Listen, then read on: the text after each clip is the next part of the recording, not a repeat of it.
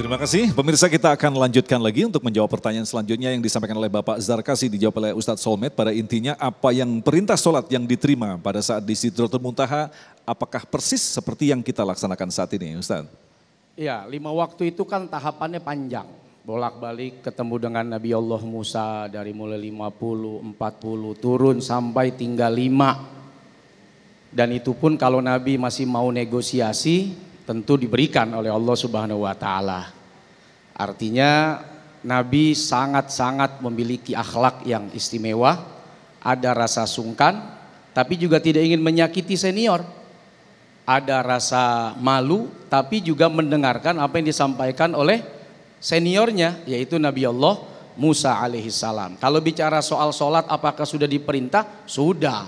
Tadi Abuya sudah menyampaikan sebelumnya di waktu pagi, di waktu malam, sampai kemudian masuk pada perjalanan Isra dan Mi'raj Nabi besar Muhammad SAW, baru disitulah ada kewajiban sholat 5 waktu. Kitabam mauquta, semuanya waktu-waktunya sudah tercatat, sudah tercantum, dan sudah disebutkan jelas-jelas oleh Nabi Sallallahu Alaihi Wasallam dalam hadisnya. Jadi peristiwa Isra dan Mi'raj dengan 5 waktu yang menjadi perintah ini adalah paket lengkap yang menyempurnakan berapa jumlah sholat atau waktu yang diwajibkan bagi kita semuanya. Baik, Syekh Ahmad, mungkin bisa kita kembangkan. Ada yang mencermati, mengkritisi hadis berkaitan dengan dialog antara Nabi Musa dan Nabi Muhammad berkaitan dengan negosiasi sholat. Awalnya Musa mengatakan bahwa umatmu tidak akan kuat dengan jumlah 50 waktu, tetapi disingkat menjadi 5 waktu. Pertanyaannya adalah, apakah kita yakin bahwa Rasulullah bernegosiasi dengan Allah? Bukankah Rasulullah adalah sosok yang sangat taat kepada Allah? Lantas mengapa terjadi proses negosiasi seperti ini? Bismillah, alhamdulillah, salatu wassalamu ala rasulillah. Ada beberapa hal yang perlu disampaikan berkaitan dengan Nabi mengimami para Nabi dengan solat. Sedangkan solat ketika Mi'raj. Dalam kitab Fatwa Imam Nawawi, buku kecil, dijelaskan bahwa dulu diwajibkan solat dalam sehari semalam 4 rakaat. 2 rakaat di pagi hari, 2 rakaat di sore hari. Itu solat yang dikerjakan dulu. Ketika Nabi Mi'raj, Nabi mulai langit pertama ketemu Nabi Adam. Sampai langit ke-6 ketemu Nabi Musa, langit ke-7 ketemu Nabi Ibrahim alaihissalam.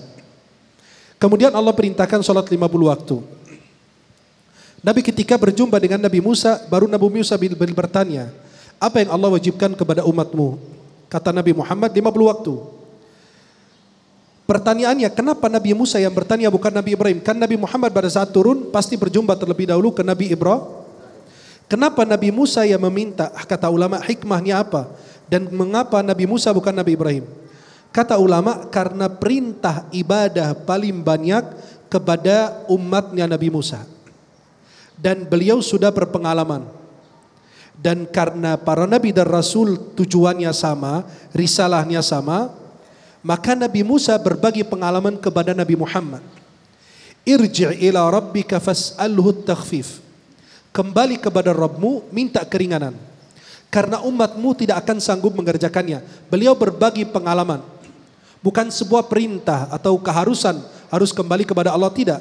Tapi pada saat Nabi Muhammad mendengar pengalaman dari Nabi Musa, sebagai senior yang sampaikan guru kita Ustaz Solmed, bahwasannya itu pengalaman dari Nabi Musa, perintah paling banyak kepada umatnya, Nabi Musa sarankan, lebih bagus minta, irji' ila rabbika fas'alhu takhfif.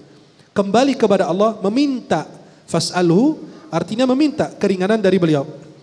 Kemudian Nabi Musa sampaikan hal demikian ke Nabi Muhammad. Nabi Muhammad kembali kepada Allah. Kemudian Allah meringankannya lagi, kembali lagi ke Nabi Musa. Beliau antara Nabi Musa dan Allah sampai menjadi 5 waktu. Kata Nabi Musa, minta keringanan. Kata Nabi Muhammad, inni istahyaitu min Rabbi. Saya malu. Saya malu minta keringanan lagi dari 50 menjadi 5 waktu. Kemudian beliau terima. Kan baru ada perintah 5 waktu, subuh, zuhur, asar, maghrib, isya. Belum dikasih tahu waktunya. Esok harinya kan itu sebagian malam, lailan. Esok paginya Jibril pada saat subuh turun Waktu subuh, ya Muhammad qum, bangun. Ini waktunya sholat subuh dan dikasih tahu tata caranya. Kemudian pada saat waktu zuhur, malaikat Jibril turun lagi. Beliau katakan ini waktunya zuhur dan tata caranya begini, dijelaskan. Kemudian Nabi terus mengerjakan sesuai perintah dan Nabi ketika mempraktikannya dari apa yang diajarkan Jibril, beliau sampaikan kita dan Nabi bersabda dalam Sahih Bukhari, "Shallu kama ra'aitumuni usalli."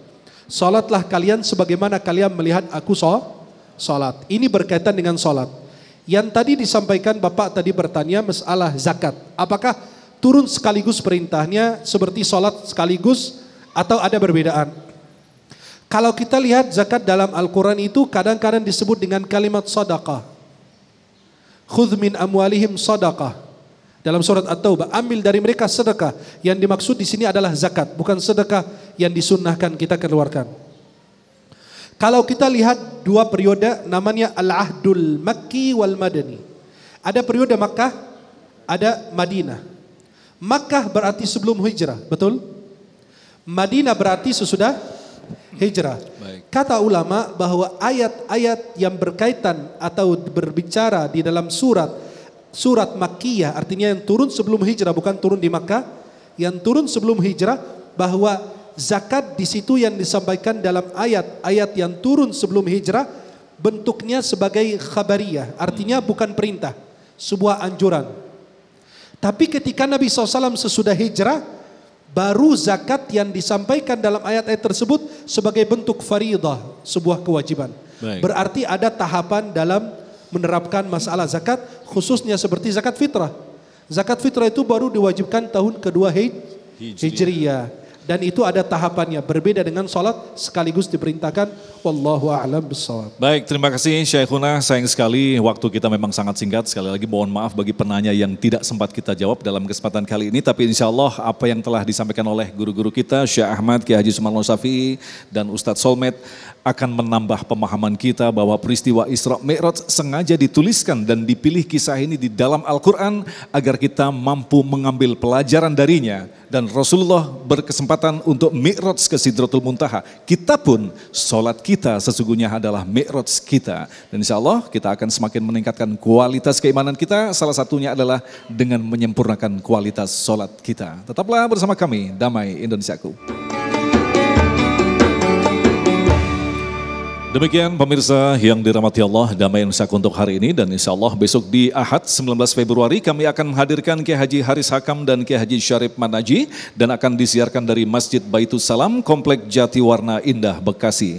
Agung Izul Haq dan kerabat kerja yang bertugas serta pendukung acara ini Sarung Wadimor, tentu Sarung kita mengucapkan terima kasih atas perhatian Anda. Assalamualaikum warahmatullahi wabarakatuh. Ibu bapak, mari kita tutup acara kita dengan membacakan doa. Allahumma salli wa sallim ala sayyidina Muhammad wa ala alihi wa sahbihi wa sallim tasliman katsira. Bismillah walhamdulillah wal khairu wasyarr bi masyiatillah wala haula wala quwata illa billahil aliyil azim. Allahumma barik lana fi Rajab wa Sya'ban wa balighna Ramadan. Allahumma barik lana fi Rajab wa Sya'ban wa balighna Ramadan. Waghfir dzunubana ya ghufran. Rabbana taqabbal minna innaka antas sami'un alim. Fatub alaina innaka antat tawwabur rahim. Rabbana ja'alna muqimas shalah wa min dzurriyyatina.